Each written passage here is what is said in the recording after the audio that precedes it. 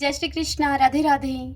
आप सभी भक्तों का आपके अपने YouTube चैनल श्री कृष्ण दीवानी में हार्दिक स्वागत है। आज इस वीडियो के माध्यम से हम सुनेंगे चैत्र माह के शुक्ल पक्ष में आने वाली कामदा एकादशी की कथा। हमारे हिंदू पंचांग के अनुसार चैत्र महीने के शुक्ल पक्ष की एकादशी तिथि के दिन कामदा एकादशी का व्रत रखा जाता है। चैत्र माह के शुक्ल पक्ष की एकादशी की तिथि का इस बार 2024 में शुभारंभ होगा 18 अप्रैल को। गुरुवार का दिन रहेगा। शाम के 5:31 से यह तिथि प्रारंभ हो जाएगी और इस तिथि का समापन होगा अगले दिन यानी कि 19 अप्रैल को संध्या काल के 8:04 पर यह तिथि समाप्त हो जाएगी। तो ऐसे में उदया तिथि को ध्यान में रखते हुए कामदा एकादशी का यह व्रत इस बार 2024 में 19 अप्रैल को रखा जाएगा यानी कि आज रखा जा रहा है। एकादशी तिथि भगवान विष्णु को अति प्रिय है। मान्यता है कि जो भक्त श्रद्धा पूर्वक कामदा एकादशी का यह व्रत करते हैं उनकी समस्त मनोकामनाएं पूर्ण होने के साथ ही उनके सभी पापों का भी नाश हो जाता है। इस एकादशी को फलदा एकादशी के नाम से भी जाना जाता है। धर्म पुराण और अन्य धार्मिक ग्रंथों के अनुसार कामदा एकादशी का व्रत करने से ब्रह्म हत्या और अनजाने में किए हुए सभी पापों से मुक्ति मिलती है। एकादशी पिशाच तव आदि दोषों का भी नाश करने वाली है। कामदा एकादशी का व्रत करने से और कथा सुनने से वाजपेयी यज्ञ का पुण्य मिलता है। इस एकादशी का व्रत करने से सभी दोषों का निवारण होता है और भक्तों की सभी मनोकामनाएं पूर्ण होती हैं। अब हम इस एकादशी की पूजा विधि के विषय में जान लेते हैं। भक्तजनों, कामदा एकादशी के दिन सुबह सूर्योदय से पहले उठकर स्नान आदि के बाद स्वच्छ होकर पीले रंग के स्वच्छ वस्त्र धारण करें। इसके बाद इस व्रत का संकल्प लें। एक लकड़ी की चौकी पर पीला कपड़ा बिछाकर भगवान विष्णु की तस्वीर या फिर प्रतिमा को स्थापित करें।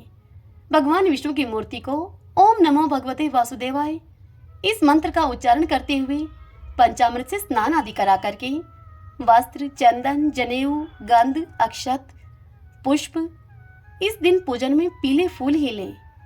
तिल, धूप, दीप, नैवेद्य, ऋतुफल, पान, नारियल आदि अर्पित करके कपूर से भगवान की आरती उतारनी चाहिए। इसके बाद कामदा एकादशी की कथा का वाचन अथवा श्रवण करना चाहिए। आइए अब हम कामदा एकादशी की संपूर्ण व्रत कथा का श्रवण करते हैं और अंत में एकादशी माता की आरती करेंगे। सभी बोलिए विष्णु भगवान की जय। ओम नमो भगवते वासुदेवाय। युधिष्ठिर ने भगवान श्री कृष्ण से पूछा कि हे वासुदेव, आपको नमस्कार है। अब मेरे सामने आप यह बताइए कि चैत्र शुक्ल पक्ष में किस नाम की एकादशी होती है। तब भगवान श्री कृष्ण बोले कि हे राजन, एकाग्रचित होकर यह पुरातन कथा आप सुनो, जिसे राजा दिलीप के पूछने पर वशिष्ठ जी ने उनसे कहा था। राजा दिलीप ने पूछा वशिष्ठ जी से कि हे भगवान, मैं एक बात आपसे सुनना चाहता हूँ। चैत्र माह के शुक्ल पक्ष में किस नाम की एकादशी होती है। तब वशिष्ठ मुनि उनसे बोले कि हे राजन, चैत्र शुक्ल पक्ष में कामदा नाम की एकादशी होती है। वह एकादशी परम पुण्यमयी है। पाप रूपी ईंधन के लिए तो वह दावानल ही है। प्राचीन काल की बात है, नागपुर नाम का एक सुंदर नगर था जहाँ सोने के महल बने हुए थे। उस नगर में पुंडरीक आदि महाभयंकर नाग निवास किया करते थे। पुंडरीक नाम का नाग उन दिनों वहाँ राज्य किया करता था। गंधर्व, किन्नर और अप्सराएं भी उस नगरी का सेवन करती थीं। वहाँ पर एक श्रेष्ठ अप्सरा रहती थी जिसका नाम था ललिता। उसके साथ ललित नाम वाला गंधर्व भी था। वे दोनों पति पत्नी के रूप में वहाँ रहते थे। दोनों ही परस्पर काम से पीड़ित रहा करते थे।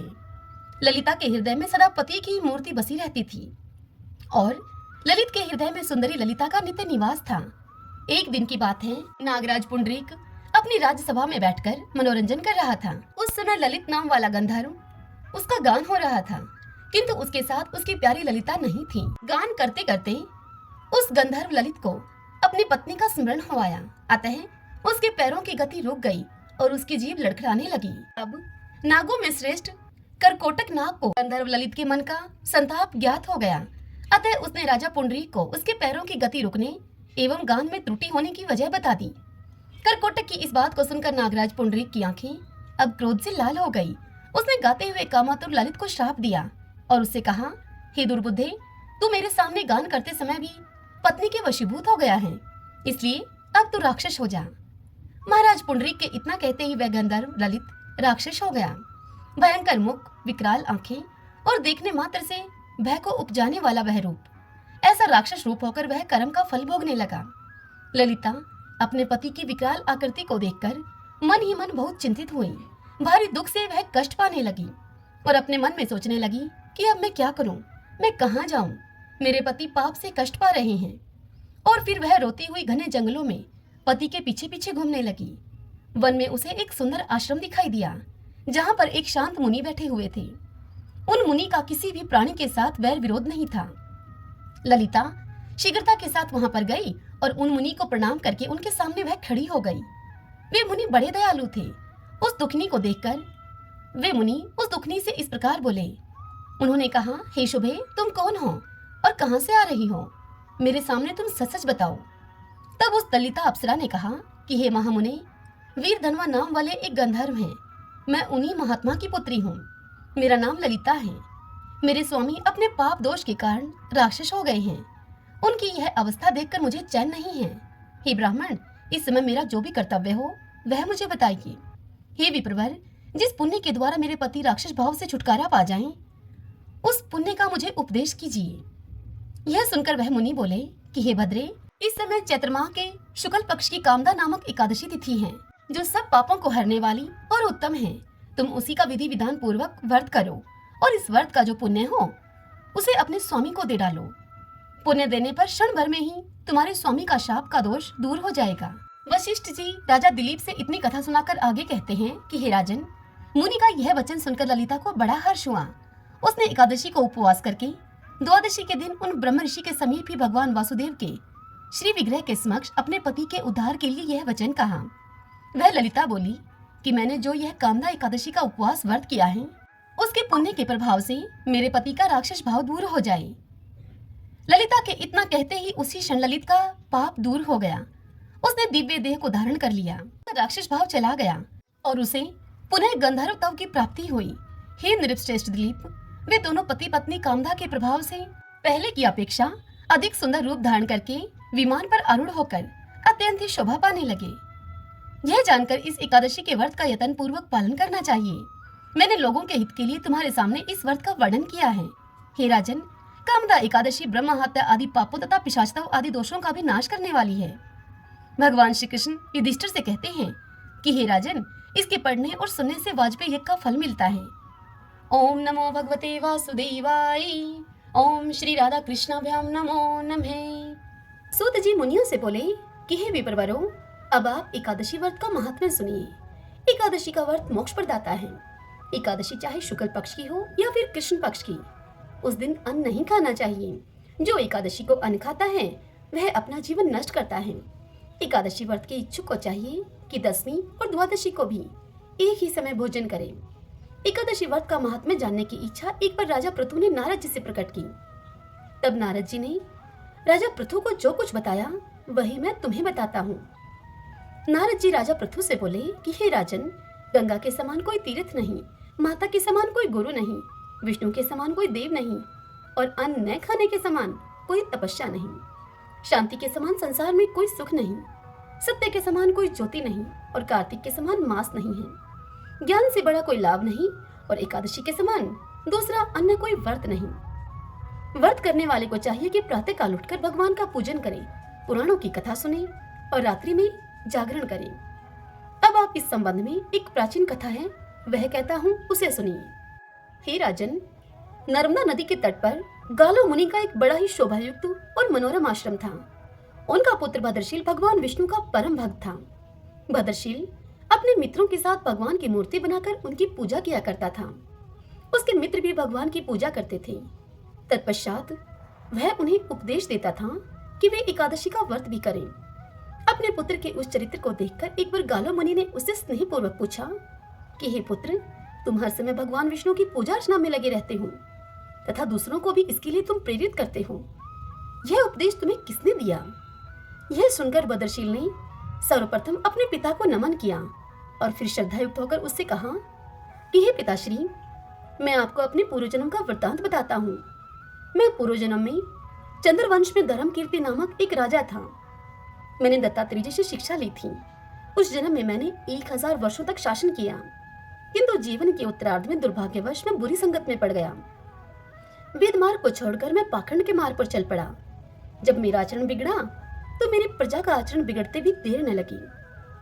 एक दिन की बात है, मैं शिकार खेलने के लिए वन में चला गया। उस दिन मैं भूखा प्यासा ही रहा। घूमते घूमते मैं नर्मदा नदी के तट पर आ पहुंचा। संयोगवश उस दिन एकादशी की तिथि थी। वहां अनेक वैष्णव भक्त भगवान का कीर्तन कर रहे थे। मैं भूखा प्यासा वहीं पर पड़ा रहा और रात्रि भर उनका कीर्तन सुनता रहा, क्योंकि भूख के कारण मुझे नींद तो आ न रही थी। इधर प्रातः होने पर उनका कीर्तन समाप्त हुआ और उधर मेरे प्राण निकल गए। यमदूत मुझे लेकर अब चित्रगुप्त जी के पास जा पहुंचे। चित्रगुप्त ने कहा कि मैंने बहुत सारे पाप किए हैं, किंतु एकादशी के व्रत के बाद चूंकि मेरे प्राण निकले हैं, इस कारण से मैं सभी पापों से मुक्त हो गया हूँ।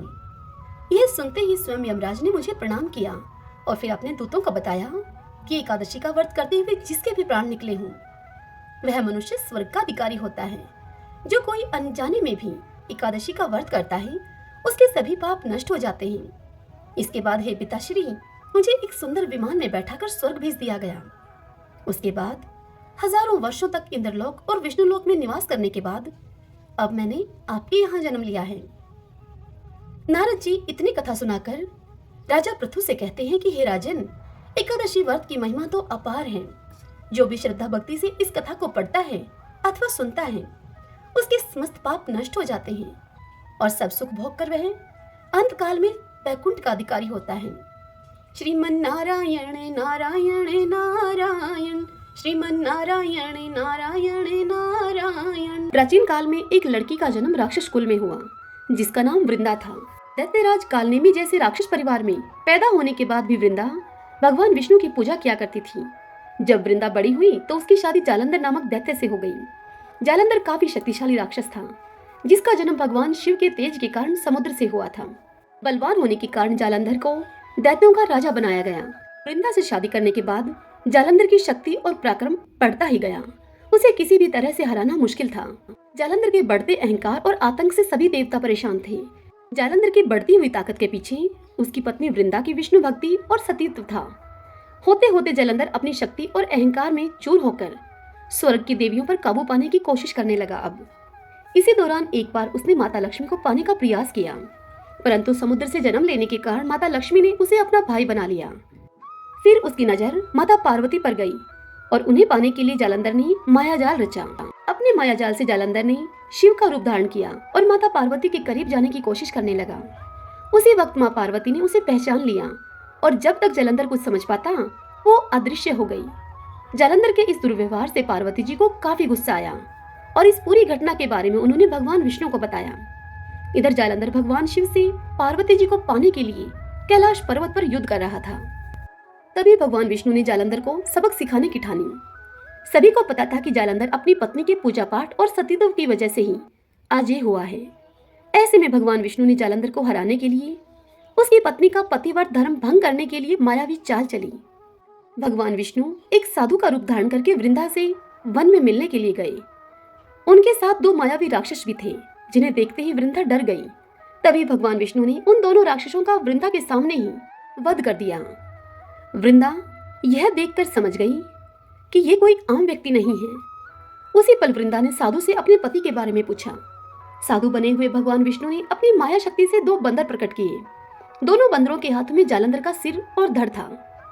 यह देखते ही वृंदा बेहोश हो गई। कुछ समय के बाद होश में आने पर वो साधु से अपने पति को दोबारा जिंदा करने की प्रार्थना करने लगी। वृंदा की विनती सुनकर उसकी आंखों के सामने ही साधु ने अपनी माया से जालंधर के कटे हुए शरीर के हिस्सों को जोड़ दिया और स्वयं उस शरीर में समा गए। वृंदा को जरा सा भी अंदाजा नहीं था कि उसके साथ ऐसा छल किया गया है। जालंधर का रूप धारण किए हुए विष्णु जी को वृंदा अपना पति समझकर रहने लगी। वृंदा के ऐसा करने से उसका सतीत्व भंग हो गया, जिसके बाद जालंधर कैलाश पर्वत में युद्ध हार गया।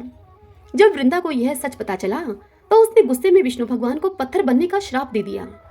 इस घटना के बाद वृंदा स्वयं सती हो गई। जिस स्थान पर वह भस्म हुई वहां तुलसी का पौधा प्रकट हुआ। विष्णु भगवान वृंदा के पति भक्ति से प्रसन्न हुए और उन्होंने कहा कि हे वृंदा, तुम्हारी पति भक्ति देखने के बाद मुझे तुम प्रिय लगने लगी हो। अब सदैव तुम मेरे साथ तुलसी के रूप में रहोगी। तुम्हारे तुलसी रूप का जो भी व्यक्ति मेरे शालिग्राम के साथ विवाह कराएगा, उसे 1000 गुना यश और पुण्य प्राप्त होगा। जिस भी मनुष्य के घर में तुलसी का वास होगा, उस घर में कभी भी असमय यमदूत नहीं आएंगे। आगे भगवान ने कहा कि तुलसी के पौधे की पूजा करने वालों को गंगा और नर्मदा में स्नान करने के बराबर पुण्य प्राप्त होगा। संसार में चाहे कोई भी मनुष्य कितना भी दुष्ट क्यों न हो, कितने भी पाप क्यों न किए हों, मृत्यु के दौरान उसके मुख में तुलसी और गंगाजल अवश्य दिया जाएगा। इससे वह अपने पापों से मुक्त होकर वैकुंठ धाम को जाएगा। इसके अलावा जो व्यक्ति तुलसी और आंवले के पेड़ की छाया में पितरों का श्राद्ध करेगा, उसके पितरों को मोक्ष मिलेगा। अभी बोलिए गौ माता की जय। महाराज दिलीप और देवराज इंद्र में गहरी मित्रता थी। देवराज इंद्र के बुलाने पर एक बार राजा दिलीप स्वर्ग गए। देव असुर संग्राम में देवराज ने महाराज दिलीप से सहायता मांगी। राजा दिलीप ने सहायता करने के लिए हामी भर दी और देवासुर युद्ध हुआ। युद्ध समाप्त होने पर स्वर्ग से लौटते समय मार्ग में कामधेनु मिली। तब राजा दिलीप ने पृथ्वी पर आने की आतुरता के कारण कामधेनु को देखा नहीं। कामधेनु को उन्होंने प्रणाम नहीं किया, न ही उनकी प्रदक्षिणा की। इस अपमान से रुष्ट होकर कामधेनु गाय ने राजा दिलीप को यह श्राप दे दिया कि मेरी संतान नंदिनी गाय यदि तुझ पर कृपा न करे तो फिर पुत्रहीन ही रहेगा। राजा को इस विषय में कुछ भी नहीं पता था, जिसके कारण राजा के कोई पुत्र नहीं हुआ और वे पुत्र न होने के कारण से स्वयं तथा महारानी और प्रजा के सभी लोग चिंतित रहने लगे और बड़े ही दुखी रहा करते थे। पुत्र प्राप्ति की इच्छा से महाराज दिलीप रानी के साथ कुलगुरु महर्षि वशिष्ठ के आश्रम पर पहुंचे। महर्षि सब कुछ समझ गए। महर्षि ने राजा से कहा कि यह गौ माता के अपमान के पाप का फल है, सो भी गौ की पुत्री नंदिनी गाय हमारे आश्रम पर विराजती हैं। महर्षि ने राजा को यह आदेश दिया कि कुछ काल के लिए आश्रम पर रुककर मेरी कामधेनु नंदिनी गाय की तुम सेवा करो। यह सुनकर महाराज दिलीप ने गुरु की आज्ञा को स्वीकार कर लिया। महारानी सुदक्षिणा अब प्रातःकाल उस गौ माता की भली भांति पूजा करती थी। आरती उतारकर नंदिनी को पति के संरक्षण में वन में चरने के लिए विदा करती। राजा दिलीप दिन भर छाया की भांति उस नंदिनी गाय का अनुगमन करते, उसके पीछे पीछे रहते, उसके ठहरने पर ठहरते, उसके चलने पर चलते, उसके बैठने पर राजा भी बैठ जाते और उसके जल पीने पर राजा भी जल पीते। जब संध्या काल का समय होता, जब सम्राट के आगे आगे सद पर सुता बाल वत्सा नंदिनी आश्रम को लौटती, तो महारानी देवी सुदक्षिणा हाथ में अक्षत का पात्र लेकर उसकी प्रदक्षिणा करके उसको प्रणाम करती और अक्षत आदि से पुत्र प्राप्ति रूप अभीष्ट सिद्धि देने वाली उस नंदिनी का विधिवत पूजन करती। अपने बछड़े को यथेच्छ पयपान कराने के बाद दो ली जाने वाली नंदिनी की रात्रि में दंपति पुनः परिचर्या करते। अपने हाथों से कोमल हरित शष्प कवल खिलाकर यानी कि हरी घास खिलाकर उसको तृप्त करते और नंदिनी गाय के विश्राम करने पर वह स्वयं भी विश्राम करते, शयन के लिए जाते। इस तरह उसकी परिचर्या करते करते अब 21 दिन बीत गए। तब एक दिन की बात है, राजा दिलीप वन में नंदिनी का अनुराग करते हुए महाराज दिलीप की दृष्टि क्षण भर के लिए अरण्य की प्राकृतिक सुंदरता में अटक गई कि तभी उन्हें नंदिनी का आर्तनाद सुनाई दिया।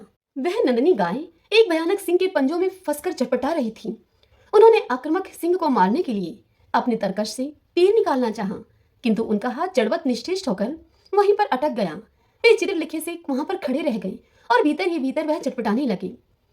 तभी मनुष्य की वाणी में सिंह बोल उठा कि हे राजन दिलीप, तुम्हारे शस्त्र संधान का श्रम उसी तरह से व्यर्थ है जैसे कि वृक्षों को उखाड़ देने वाला प्रभंजन पर्वत से टकराकर व्यर्थ हो जाता है। राजन, मैं भगवान शिव के गण निकुंभ का मित्र कुंभोदर हूँ। मुझे भगवान शिव ने सिंहवृत्ति देकर हाथी आदि से इस वन के देवदारुओं की रक्षा का भार सौंपा है। इस समय जो भी जीव सर्वप्रथम मेरी दृष्टि के पथ पे आ जाता है वह मेरा भक्ष्य बन जाता है। इस गाय ने इस संरक्षित वन में प्रवेश करने की अनाधिकार चेष्टा की है और मेरे भोजन की वेला में यह मेरे सम्मुख आई है, अतः मैं इसे खाकर अपनी क्षुधा शांत करूंगा। तुम लज्जा और गलानी को छोड़कर वापस लौट जाओ। किंतु राजा दिलीप कैसे लौट जाएं? पर दुख कातर दिलीप भय और व्यथा से चटपटाती हुई, नेत्रों से अविरल आंसू बहाती हुई नंदिनी को देखकर और उस संध्या काल में अपनी मां की उत्कंठा से प्रतीक्षा करने वाले उसके दूध मुहे बछड़े का स्मरण करके करुणा विगलित हो गई। नंदिनी का मातृत्व उन्हें अपने जीवन में कहीं अधिक मूल्यवान जान पड़ा और उन्होंने सिंह से प्रार्थना की कि वह उनके शरीर को खाकर अपनी भूख को मिटा ले और बाल वत्सा नंदिनी को छोड़ दे। सिंह ने राजा के इस अद्भुत प्रस्ताव का उपहास करते हुए कहा कि हे राजन, तुम चक्रवर्ती सम्राट हो, गुरु को नंदिनी के बदले में करोड़ों दुधारू गवें देकर तुम प्रसन्न कर सकते हो। हे राजन, अभी तुम युवा हो, इस तुच्छ प्राणी के लिए अपने स्वस्थ सुंदर शरीर और यौवन की अवहेलना क्यों कर रहे हो? क्यों अपनी जान की बाजी इस गाय के लिए लगाने में जुटे हो? क्या तुम्हारा प्राणियों पर दया करने का ऐसा व्रत ही है? तो भी आज यदि इस गाय के बदले में मैं तुम्हें खा लूंगा तो तुम्हारे मर जाने पर केवल इसकी ही विपत्तियों से रक्षा हो सकेगी, और यदि मैंने इस गाय को खा लिया और तुम जीवित रहे तो पिता की भांति संपूर्ण प्रजा का तुम निरंतर आने वाली विपत्तियों से तुम रक्षा करते रहोगे। राजन, स्वर्ग की प्राप्ति के लिए तप त्याग करके शरीर को कष्ट देना तुम जैसे अमित ऐश्वर्यशालियों के लिए निरर्थक है। स्वर्ग, अरे यह तो इस पृथ्वी पर ही है। जिस मनुष्य को वैभव विलास के सभी साधन उपलब्ध हैं, वह तो समझो स्वर्ग में ही रह रहा है। स्वर्ग का काल्पनिक आकर्षण तो मात्र विपन्नों के लिए ही है, संपन्नों के लिए नहीं है। इस तरह से सिंह ने राजा को भ्रमित करने का बहुत प्रयत्न किया। भगवान शंकर के उस अनुचर सिंह की बात को सुनकर अत्यंत दयालु महाराज दिलीप ने उसके द्वारा आक्रांत नंदिनी को देखा, जो कि अश्रुपूरित कातर नेत्रों से उनकी ओर लगातार देख रही थी और अपने प्राण रक्षा की याचना कर रही थी उनसे। राजा ने क्षत्रियत्व के महत्व को प्रतिपादित करते हुए उत्तर दिया कि नहीं सिंह, नहीं, मैं गौ माता को तुम्हारा भक्ष्य बनाकर नहीं लौट सकता हूँ। मैं अपने क्षत्रियत्व को क्यों कलंकित करूं? क्षत्रिय संसार में इसीलिए प्रसिद्ध हैं कि वे विपत्ति से औरों की रक्षा करते हैं। राज्य का भोग भी उनका लक्ष्य नहीं है। उनका लक्ष्य तो यह है कि वह लोक रक्षा से कीर्ति अर्जित करें। निंदा से मलिन प्राणों और राज्य को तो वे तुच्छ वस्तुओं की भांति त्याग देते हैं। इसलिए हे सिंह, तुम मेरे इस शरीर की चिंता मत करो, इस पर दयालुता न दिखाओ। मेरे भौतिक शरीर को खाकर तुम उसकी रक्षा करो, क्योंकि यह शरीर तो नश्वर है, मरना धर्मा है। इसलिए इस पर हम जैसे विचारशील पुरुषों की ममता नहीं होती। हम तो मात्र इस शरीर के पोषक हैं। मेरा यह मांस का शरीर न भी रहेगा, परंतु गौ रक्षा से मेरा यश शरीर सुरक्षित रहेगा। संसार यही कहेगा कि गौ माता की रक्षा के लिए एक सूर्यवंशी राजा ने अपने प्राणों की आहुति दे दी।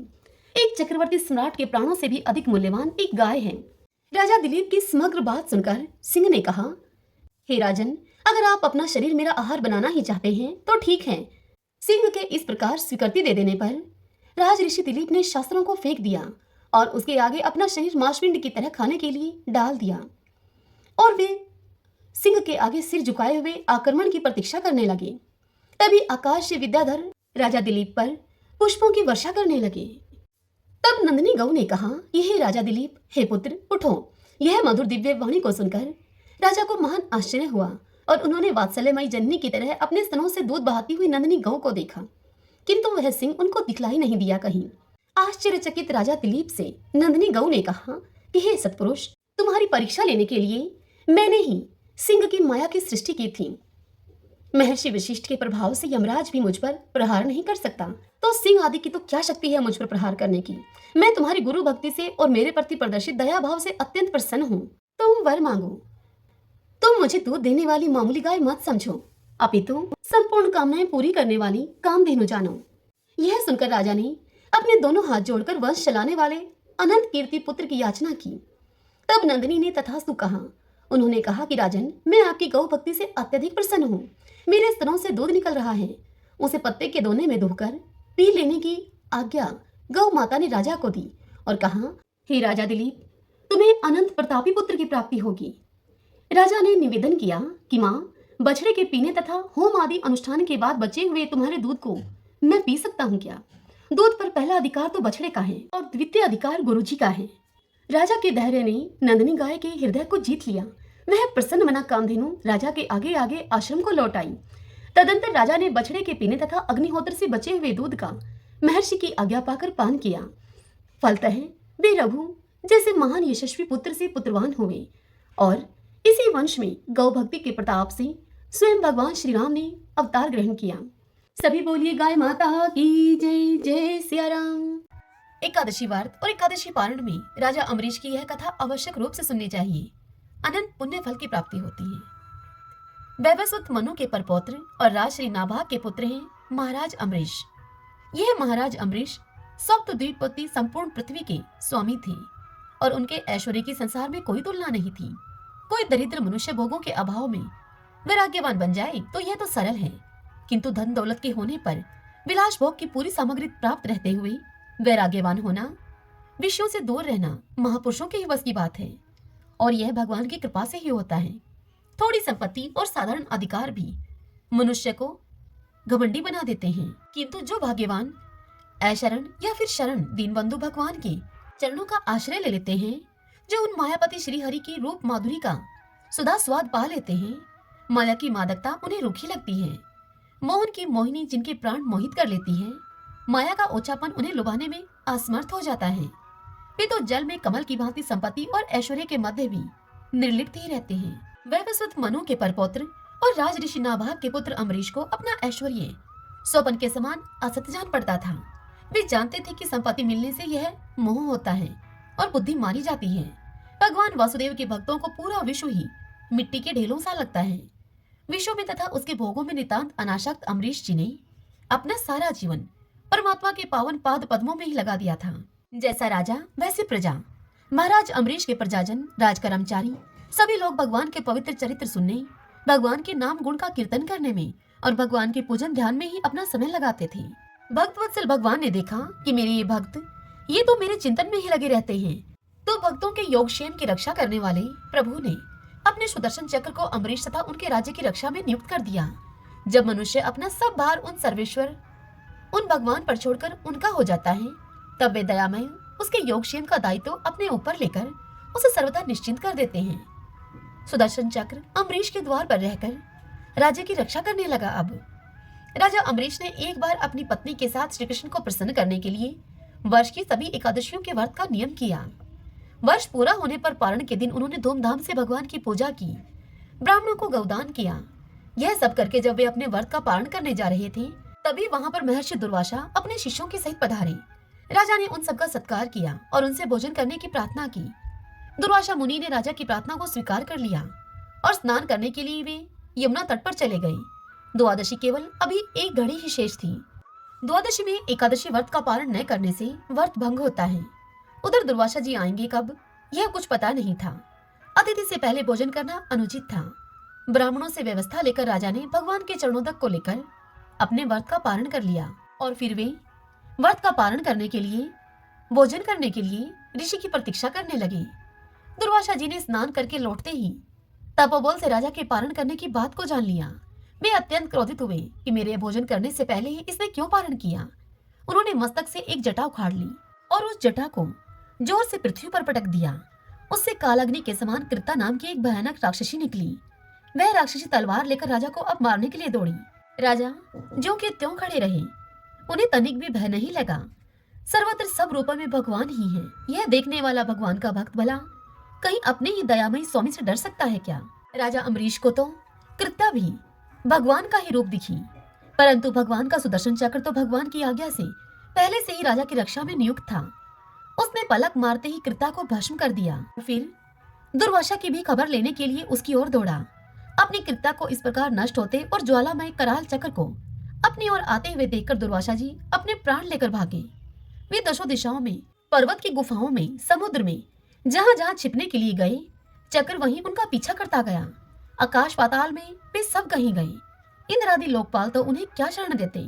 स्वयं ब्रह्मा जी और शंकर जी ने भी उनको कोई आश्रय नहीं दिया। दया करके शिव जी ने उनको भगवान के पास ही जाने के लिए कहा। अंत में दुर्वासा जी बैकुंठ लोक गए और वे भगवान विष्णु के चरणों पर गिर पड़े। दुर्वासा ने भगवान विष्णु से कहा कि हे प्रभु, आपका नाम लेने से नारकीय जीव नरक से भी छूट जाते हैं, अतः आप मेरी रक्षा करें।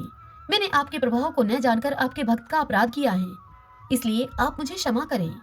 भगवान अपनी छाती पर भृगु की लात तो सह सकते हैं, अपने प्रति किया गया अपराध वे कभी मन में ही नहीं लेते, पर भक्त के प्रति किया गया अपराध वे कभी क्षमा नहीं कर सकते।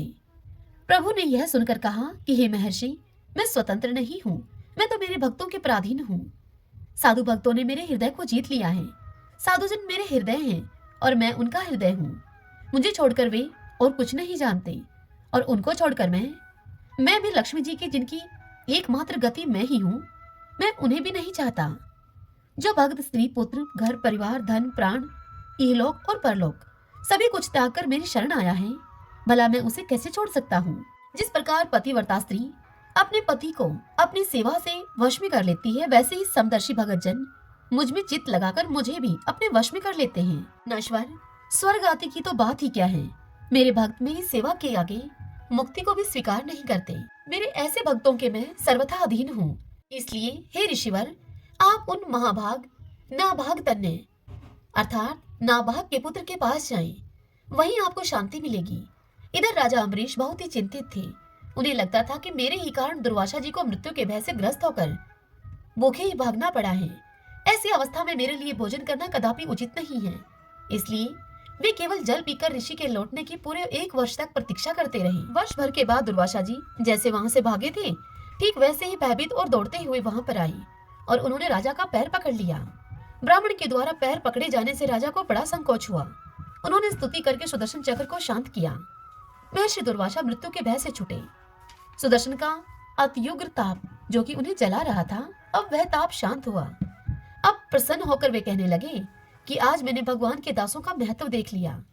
हे राजन, मैंने तुम्हारा इतना अपराध किया था, पर तुम मेरा कल्याण ही चाहते हो। जिन प्रभु का नाम लेने से ही जीव समस्त पापों से छूट जाता है, उन तीर्थपाद श्रीहरि के भक्तों के लिए कुछ भी कार्य शेष नहीं रह जाता। हे राजन, तुम बड़े दयालु हो। मेरा अपराध न देखकर तुमने मेरी प्राण रक्षा की। अम्बरीश के मन में ऋषि के वाक्यों से कोई अभिमान नहीं आया। उन्होंने इसको भगवान की कृपा ही समझा। महर्षि के चरणों में प्रणाम करके बड़े आदर भाव से राजा ने उन्हें भोजन करवाया। उनके भोजन करके चले जाने पर 1 वर्ष के बाद उन्होंने वह पवित्र अन्न प्रसाद रूप से लिया। बहुत काल तक परमात्मा में अपने मन को लगाकर प्रजा पालन करने के बाद अम्बरीश जी ने अपने पुत्र को वह राज्य सौंप दिया और भगवान वासुदेव में अपने मन को लगाकर वे वन में चले गए। वहां भजन तथा तप करते हुए उन्होंने भगवान को प्राप्त कर लिया। श्रीमन नारायण नारायण हरि हरि, भजमन नारायण नारायण हरि हरि। अब हम श्री विष्णु सहस्रनाम स्तोत्र का पाठ करेंगे। यस्य स्मरण मात्रेण जन्म संसार बंधनात् विमुच्यते, नमस्तस्मै विष्णवे प्रभविष्णवे। नमः समस्त भूतानामादि भूताय भूभृते, अनेक रूपे रूपाय विष्णवे प्रभविष्णवे। ओम विश्वं विष्णुः वषट्कारो भूत भव्य भवत् प्रभुः, भूतकृत भूतभृत भावो भूतात्मा भूत भावने, भूतात्मा परमात्मा च मुक्तानां परमागतिः। अव्यय पुरुष साक्षी क्षेत्रज्ञो अक्षर एव च, योगो योग विद्यां नीता प्रधान पुरुषेश्वर है, नारसिंह वपु है, श्रीमान केशव पुरुषोत्तम है। सर्व सर्व शिव स्थाणु भूतादि निर्भय है, संभव भावनो भ्रता प्रभु प्रभु ईश्वर है। स्वयंभू है शंभुरादित्य पुष्कराक्षो महासुन है, अनादि नित्नो दाता विद्याता धातुरुत्तम है। अपरमेयो हर्षिकेश पदम नाभो अमर प्रभु है, विश्वकर्मा मनुस्पष्टा सत्विष्टो सत्विरो ध्रुव है। आग्रह है शाश्वत कृष्ण लोहिताक्ष प्रदर्दन है, प्रभुत त्रिकुब्धाम पवित्रम मंगलम परम। ईशान्य प्राणदय प्राण ज्येष्ठ श्रेष्ठ प्रजापति है, हिरण्यगर्भ भूगर्भ माधवो मधुसूदन है। ईश्वरो विक्रमी धनवी मेधावी विक्रम कर्म है, अनुत्तमो दुरादर्श कर्तव्य कर्तिरात्मवान है। सुरेश शरणम शरम विश्वरीता प्रजा भुवः, अह संवत्सरो व्याल है प्रत्यय सर्वदर्शन है। अजय है सर्वेश्वर सिद्ध सिद्धि सर्वादिरच्युत है, वर्ष कपिर्मे आत्मा सर्वयोग विनीह सरत है। वसु है वसुमना है सत्य समात्मा असम्मति है समय है। अमोघ है पुंडरीकाक्षो वर्षकर्मा वर्षा करती है। रुद्रो है बहुशिरा है बब्रू है विश्व योनि शुचिश्रवा है। अमृत शाश्वत स्थाणु वरारो महतपा है, सर्वज्ञ सर्वविद्वानो विश्वक्षिणो जनार्दन है। वेदो है वेद विद्यांगो वेदांगो वेद विद कवि है, लोकाध्यक्ष सुराध्यक्ष धर्माध्यक्ष कृता करता है। चतुरात्मा चतुर्व्यूह चतुर्दृश्य चतुर्भुज है, भ्राजी शृणु भोजन भोक्ता शेषणु जगदादिजय है। अनगो विजयो जेता विश्व योनि पुनर्वसु है, उपेंद्रो वामन प्रांशु अमोघे सुचि ऊर्जित है। अतीन्द्रिय है संग्रह सर्गो धर्तात्मा नियमोयमय है, वेदो वैदय सदा योगी वीर माधवो मधु है। अतीन्द्रियो महामायो महोत्साहो महाबल है, महाबुद्धि महावीर्यो महाशक्ति महादुति है। अनिर्देश्य वपु है श्रीमान अमे आत्मा महाद्रीद्रक है, महेश्वासो महिव्रता श्रीनिवास सदाम गति है। अनिरुद्ध सुरानंदो गोविंदो गोविंदाम पति है, मरीचि है दमन हंसो शोपर्णो भुजगोतम है। हिरणाभ सूतपा पदम नाभ प्रजापति है, अमृत्यु है सर्वद्रक है सिंह संदाता संधिमान स्त्र है। अजो है दुर्मुष्ण शास्ता विश्वतात्मा सुरारिया है, गुरु है गुरुतमो धामो सत्य सत्य पराक्रम है। निमिष है अनिमिष है सत्रगवि वाचस्पति रुधारदी है, अग्रणी है ग्रामणी है श्रीमान न्याय नेता समीरण है। शस्त्र मूर्धा विश्वात्मा शस्त्राक्ष शस्त्रपात, आवर्तनो निर्वर्तात्मा संवर्तय संपरमर्दन है। अह संवर्तको वहनीय अनिलो धरणीधर है, सुप्रसाद प्रश्नात्मा विश्वदरक विश्व बुक विभु है। सत्कृता सत्कृत है साधु जहनो नारायणो नर है, असंख्यो अपरमे आत्मा विशिष्ट शिष्टकृत सूचि है। सिद्धार्थ है सिद्धि संकल्प है सिद्धिदय सिद्धि साधन है, वर्षाई वर्ष वो विष्णु वर्ष पर वर्षोदर है। वर्धनो वर्धमान है विविक्त श्रुति सागर है, सुभुजो दुर्धरो वाग्मी महेंद्रो वसुधो वसु है। नेक रूप व्रत रूप है सिपविष्टि प्रकाश ने है, ओजस्ते जो दूती दर प्रकाशात्मा प्रताप ने है। रिद्ध स्पष्ट अक्षरो मंत्र चंद्राशो भास्कर दुति है, अमृतम शुद्ध भानु शशबिंदु सुरेश्वर है। औषधम जगत सेतु सत्य धर्म पराक्रम है, भूत भव्य भवनाथ है पवन पावनो अनल है। काम काम कृत कांत है काम है काम प्रदय प्रभु है, युगाधिकृत युगावर्तो नेकमायो महाशने है। अदृश्य अव्यक्त रूप शस्त्रजित अनंत जित है, इष्टो अवशिष्ट शिष्टेष्ट शिखंडी नवशो वर्ष है। क्रोध क्रोध कृत करता विश्वबाहु महिधर है, अच्युत प्रतित प्राण है प्राण दो वासवानुज है। अपाम निदिर्दिष्टानं परमतः प्रतिष्ठित हैं। स्कंद स्कंदरो तुर्यो वर्धो वायु वाहन है। वासुदेव ब्रतभानु आदिदेव पुरंदर हैं। अशोक सारण सार शूर शौरी शनेश्वर हैं। अनुकूल शतावर्त पद्मी पदम निवेक्षण हैं। पद्मनाभो अरविंदाक्ष पदम गर्भ शरीर भृत हैं। महदीर्दो वरदात्मा मोक्षो गरुडो दुजय हैं। अतुल शर्वो भीमः सम्यगो हवि हरि हैं। सर्वलक्षण लक्षणयो लक्ष्मीवान समिंत जय हैं। वीक्षरो रोहितो मार्गो हेतु दामोदर सह। महिद्रय महाभागो वेगवान मिताशनय हैं। उद्भव शोभनो देव श्रीगर्भ परमेश्वर हैं। करणम कारणम कर्ता विकर्ता गहनो गोवे हैं। व्यवसायो व्यवस्थान संस्थान स्थान दो ध्रुव। प्रहृदि परम स्पष्ट चतुष्ट पुष्ट शुभेक्षण हैं। रामो विरामो वीर जो मार्गो नेवन्यो अन्य हैं। वीर शक्ति मतम श्रेष्ठो धर्मो धर्म विदुत्तम हैं। वैकुंठ पुरुष प्राणे प्राणदय प्रणवय प्रथु हैं। हिरण्यगर्भ शत्रुघ्नो व्याप्तो वायुर्दोक्ष हैं। ऋतु है सुदर्शन काल परमेष्टि परिग्रह है। उग्र संवत्सरो दक्षो विश्रमो विश्व दक्षिण है। विस्तार स्थावर स्थाणु परमाणम बीजम व्ययम। अर्थो अनर्थो महाकोशो महाभोगो महाधन है। अनिर्विणय सत्विष्ट है अभू है धर्म यूपो महामख है। नक्षत्र नेमि नक्षत्री शमय शामय शमी हन है। यज्ञ इज महि जय जय कर्तुस्त्रम स्थाम गति है। सर्वदर्शी विमुक्तात्मा सर्वज्ञो ज्ञानम उत्तमम। सुवर्त सुमुख सूक्ष्म सुघोष सुखद सुहृदय है। मनोहरो जीत क्रोधो वीरबाहु विधारण है। स्वप्न सर्वशो व्यापी नेकात्मानेक क्रम करत। वत्सलो वत्सलो वत्सी दरतन गर्भ धनेश्वर है। धर्म गोप धर्म कृत धर्मी शत अशत शरम अक्षरम। ए विज्ञाता सहस्रांशु विधाता कृत लक्षण है। गवस्तीने मी सत्वस्त सिंहो भूत महेश्वर है। आदि देवो महादेव देवशो देव भृत गुरु है। उत्तर गोपतिर गुप्ता ज्ञान गम्य पुरातन है। शरीर भूत भृत भुक्ता कपिंद्रो पुरी दक्षिण है। सोमपो अमृतपः सोम है पुरुषित पुरुषोत्तम है। विनियोजय सत्य संधो दशहरे सत्वतम पति है। जीवो है विनिता साक्षी मुकुंदो अमित विक्रम है। अंबो निदिर्णंतात्मा मोदधिशयो अनंत के हैं। अजय है माहर है स्वभाव जीता मित्र प्रमोदन है। आनंदो नंदनो नंद सत्य धर्मा त्रिविक्रम है। महर्षि कपिलाचार्य कर्तघ मेदनी पति है। त्रिपद त्रिदशा अध्यक्षो मास्त्रं कृतांत करते हैं। महावराहो गोविंद सुषेण कनकांगदी। गुह गभीरो गहनो गुप्त चक्र गदाधर हैं। वेदा स्वंगो अजित है कृष्णो दृढ़ संकर्षण अच्युत हैं। वर्णो वारणो वृक्ष पुष्कराक्षो महामना है। भगवान भगानंदी वनमाली हलायुदय है। आदित्यो ज्योतिरादित्य शैषणो गति स्तमः। शुधन्वा खंड परशु है दारुणो द्रविण प्रदय है। द्विस्वर्ग सरदृग व्यासो वाचस्पति योनिजय है। त्रिशाम श्याम गय श्याम निर्वाणम भेषजम मिष्क है। संन्यास कृष्ण शांत निष्ठा शांति प्रायणम। शुभांगम शांति दस दृष्टा कुमुदय कुवलेशयः। गोहति गोपति गुप्ता वृषभाक्षो वृषप्रिय हैं। एनिवर्ति निर्वर्तात्मा संक्षिप्ता श्रीमकर शिव हैं। श्रीवत्स्वक्षा श्रीवास श्रीपति है श्रीमतांबर हैं। श्रीधर श्रीश श्रीनिवास श्रीनिधि है श्री विभावन हैं। श्रीधर श्रीकर श्रेय श्रीमान लोकत्रयाश्रय हैं। स्वक्ष स्वंग सानंदो नंदिर ज्योतिर्गणेश्वर हैं। विजितात्मा विधेयात्मा सत्कीर्ति छिन्न संशय हैं। उदीर्ण सर्वत चक्षु अनिश शाश्वत अस्त्र हैं। भूषयो भूषणो भूत विशोक शोक नाशन हैं। अर्चिस्मान अर्चित कुंभ है विशुद्धात्मा विशोधन है। अनिरुद्धो अप्रतिरथ है प्रद्युम्नो अमित विक्रम है। कालने मीनी वीर शौरी शूर्जनेश्वर है। त्रिलोकात्मा त्रिलोकेश है केशव केशिहारी है। कामदेव है कामपाल कामिकांत कृतागम है। अनिर्देश बपु विष्णु वीरो अनंतो धनंजय है। ब्राह्मणियों ब्रह्माग्रत ब्रह्मा ब्रह्म ब्रह्मा विवर्धन है। ब्रह्माविद ब्राह्मणो ब्रह्मी ब्रह्माग्यो ब्राह्मण प्रिय है। महाकर्मो महाकर्मा महातेजा महोरगे हैं। महाक्रतु महायज्वा महायगो महावीर। सत्वय स्तव प्रिय स्तोत्रम स्तोतरण प्रिय हैं। पूर्ण पुरिता पुण्य पुण्य कीर्ति अनामय हैं। मनोजव तीरथ करो वसुरिता वसुप्रदय हैं। वसुप्रदो वासुदेवो वसु है वसु मनाहावी हैं।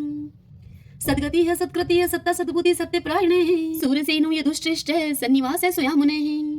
भूतावासो वासुदेव सर्वासु निलयो अनिल हैं। द्रपहा द्रुप्तो द्रुप्तो दुर्दुरो अपराजित हैं। विश्वमूर्ति महामूर्ति दितमूर्ति अमूर्तिमान है। अनेक मूर्ति अव्यक्त है शतमूर्ति शतानन है। एकोनेक स्वः किमित तत्पद अनुत्तमम। लोकबंधु लोकनाथो माधवो भक्त वत्सल है। स्वर्ण वर्णो हेमांगो व्रांग चंदनांगदी। वीरहा विश्व शून्यो गर्ताशी अचल चल है। ऐमानी मान दो मानो लोक स्वामी त्रिलोक द्रक। सुमेधा मेध जोधन्य सत्य मेधा धराधर है। तेजो वृषो दुतिधर है सर्वशस्त्र प्रतांबर है। प्रग्रो निग्रो व्यग्रो नेक श्रृंगो गदागर जय हैं। चतुर्मूर्ति चतुर्बाहु चतुर्व्यूह चतुर्गति हैं। चतुर आत्मा चतुर्भाव चतुर्वेद विद एकपात। समावर्तो अनिर्वर्तात्मा दुर्जय दुर्ति कर्म हैं। दुर्लभो दुर्गमो दुर्गो दुरावासो दुरारिया हैं।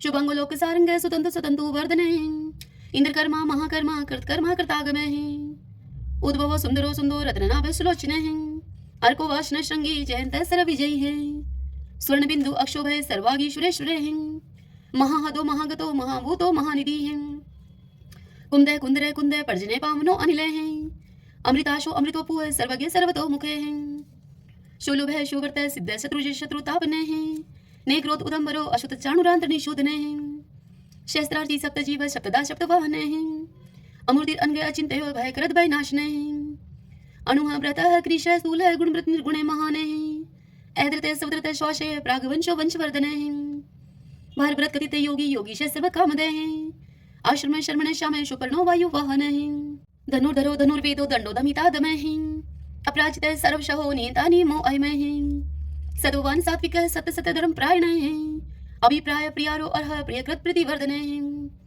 विहाय सगति ज्योति है सुरुचि उद्भुक विभु है रवि विरोचन सूर्य है सविता रवि लोचने अनंत हूत भूत भोक्ता सुख दोनिक जो अग्रज है निवृण सदामर्षि लोकधिष्ठानम अद्भुत है सनातन सनातन तमय कपिल है कपिल पे है स्वस्ति स्वस्ति कृत स्वस्ति स्वस्ति भुक स्वस्ति दक्षिणे है रुद्र कुंडली चक्री विक्रम उच्च शासन है शब्दातिक शब्द शिशिर शर्वरी करे हैं क्रूर पेशलो दक्षो दक्षिणे शमिनांबर है विदुत्मा विद्भय पुण्य शर्वण कीर्तन है उतारणो दुष्कृति पुनोदशपन्नाशने हैं वीर रक्षण संतो जीवन प्रिय वस्थित है अनंत रूप अनंत श्री जीवित वन्यो व्यापय चतुरस्रो गभीरात्मा विदिशो व्याधीशो दिशे अनादि पूर्व है लक्ष्मी सुवीरो रुचिरांग दे जननो जन जन्मादि भीमो भीम पराक्रमे आधार नीलो एधाता पुष्पहाश प्रजागरे उद्रवग सत्पथाचार्य प्राणदय प्रणवय पणे परमाणम प्राण निल्य है प्राणव्रत प्राण जीवन है तत्म तत्विदेकात्मा जन्म मृत्यु जराति गए पूर्व स्वस्तरुस्तारे सविता पर पितामह यज्ञो यज्ञपति रजवा यज्ञांगो यज्ञ वाहने यज्ञ व्रत यज्ञ ग्रति यज्ञ यज्ञ भुग यज्ञ साधने यज्ञां कृते गुहाम अन्नम अन्नादे एव च आत्मयोनि संजातो वेखान साम गायने देवकी नंदन सृष्टा शतश पाप नाशने शंखव्रत नंद की चक्री शारंगधन मा कदाधरे रथांग पाणी अक्षोभ सर्वपर हरणायुधे सर्वपर हरणायुधे ओम नमे इति विष्णु भगवान की जय। आइए भगतजनों, अब हम श्री महालक्ष्मी की स्तुति करते हैं। महादेवी महालक्ष्मी नमस्ते तुम विष्णु प्रिय शक्तिदायी महालक्ष्मी नमस्ते दुख भंजनी श्रेय प्राप्ति निमित्ताय महालक्ष्मी नमामहं पतितो दधारिणी देवी नमामहं पुनः पुनः वेदां स्वाम संस्कृतिवन्ति हि शस्त्राणि च मुहुर्मुहुः देवं स्वाम प्रणवन्ते हि लक्ष्मी देवी नमस्तुते नमस्ते महालक्ष्मी नमस्ते भवभंजनी मुक्ति मुक्ति न लभ्यते महादेवी तु कृपा विना सुख सौभाग्यं न प्राप्नोति पत्र लक्ष्मी न विद्यते न तत्फलं समाप्नोति महालक्ष्मी नमामहं देहि सौभाग्यम् आरोग्यं देहि मे परमं सुखं नमस्ते आदिशक्ति त्वं नमस्ते भीडभंजनी विदेहि देवी कल्याणं विदेहि परमां श्रियं विद्यावन्तं यशवन्तं लक्ष्मवन्तं जनं कुरु अचिन्त्य रूपचरिते सर्वशत्रु विनाशिनी नमस्ते तु महामाया सर्वसुख प्रदायिनी नमामयं महालक्ष्मी नमामयं सुरेश्वरी नमामयं जगधात्री नमामयं परमेश्वरी। लक्ष्मी माता की जय। ओम भगवती लक्ष्मी नमो नमः। अब हम 11 माता की आरती करते हैं। ओम जय एकादशी माता मैया जय एकादशी माता विष्णु पूजा व्रत को धारण कर शक्ति मुक्ति पाता। ओम जय एकादशी माता तेरे नाम गिनाऊं देवी भक्ति प्रदान करनी घन गौरव की देनी माता शास्त्रों में भरनी। ओम जय एकादशी माता मार्गशीर्ष के कृष्ण पक्ष की विश्वतारिणी जनमी मैया विश्वतारिणी जनमी शुक्ल पक्ष में हुई मोक्षदा मुक्तिदाता बनी आई। ओम जय एकादशी माता पौष के कृष्ण पक्ष की सफला नामक है शुक्ल पक्ष में हुई पुत्रदा आनंद अधिक रहे। ओम जय एकादशी माता नाम षष्ठीला माघ मास में कृष्ण पक्ष आवे शुक्ल पक्ष में जया कावे विजय सदा पावे। ओम जय एकादशी माता विजया फागुन कृष्ण पक्ष में शुक्ला आमल की पाप मोचनी कृष्ण पक्ष में चैत्र महाबली की। ओम जय एकादशी माता चैत्र शुक्ल में नाम है कामदा धन देने वाली नाम भरुतनी कृष्ण पक्ष में वैशाख महावाली ओम जय एकादशी माता। शुक्ल पक्ष में होए मोहिनी अपराजेष्ठ कृष्ण पक्षी। नाम निर्जला सब सुख करनी शुक्ल पक्ष रखी ओम जय एकादशी माता। योगिनी नाम आषाढ़ में जानो कृष्ण पक्ष करनी। देवशनि नाम कहायो मैया शुक्ल पक्ष धरणी ओम जय एकादशी माता। कामिका श्रावण मास में आवे कृष्ण पक्ष कहिए। श्रावण शुक्ला होए पवित्र आनंद से रहिए ओम जय एकादशी माता। आजा भाद्रपद कृष्ण पक्ष की परिवर्तन शुक्ला। इंद्रा अश्विन कृष्ण पक्ष में भवसागर निकला ओम जय एकादशी माता। पापान कुशाय शुक्ल पक्ष में आप हरनिहारी। रमा मास कार्तिक में आवे सुखदायक भारी ओम जय एकादशी माता। देव उठनी शुक्ल पक्ष की दुखनाशक मैया। पावन मास में करूं मैं विनती पार करो नैया ओम जय एकादशी माता। परमा कृष्ण पक्ष में होती जन मंगल करनी। शुक्ल मास में होए पद्मनी दुख दारिद्र्य हरणी ओम जय एकादशी माता। जो कोई आरती एकादशी की भक्ति सहित गावे जन गुरु दीता स्वर्ग का वासा निश्चय वह पावे ओम जय एकादशी माता। ओम जय एकादशी माता। ओम जय एकादशी माता। सभी बोलिए एकादशी माता की जय। श्री लक्ष्मी नारायण भगवान की जय। 11 माता की जय।